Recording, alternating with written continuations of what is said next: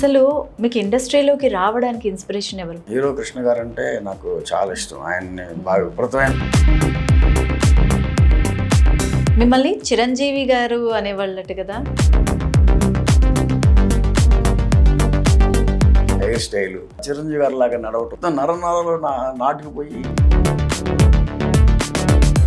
మీకు రాజేంద్ర ప్రసాద్ గారికి మధ్య కొన్ని ఇష్యూస్ వల్ల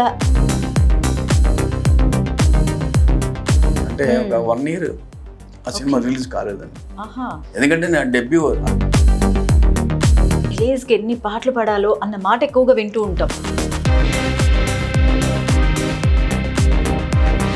కాంట్రవర్సీ క్రియేటర్గా ఆర్జీవి గారికి ఒక మంచి పేరుంది. బయటోటి లోపల పెట్టుకోరు ఆయన. ఏదన్నా బయట మాట్లాడేస్తారన్నమాట ఆయన.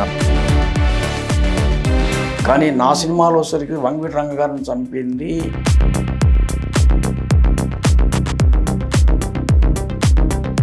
రంగగారి మర్డర్ విషయంలో ఆయన హ్యాండ్ ఉందని చెప్పి అనుకోవటం అనేది అది ఎంతవరకు కరెక్ట్. జయచంద్ర అన్న సినిమా స్టార్ట్ చేశారు కదా, ఆగిపోయిందని చెప్పేసి విన్నాము. ఓపెన్ చేసే ఆలోచనలు ఏమన్నా ఉన్నాయా? అతనే సీఎం అవుతాడు, అతను నమ్ముకోవడం దేనికి? కమ్మాళ్ళకి ఏం చేశాడు ఆయన? ప్రతి ఒక్క చౌదరీస్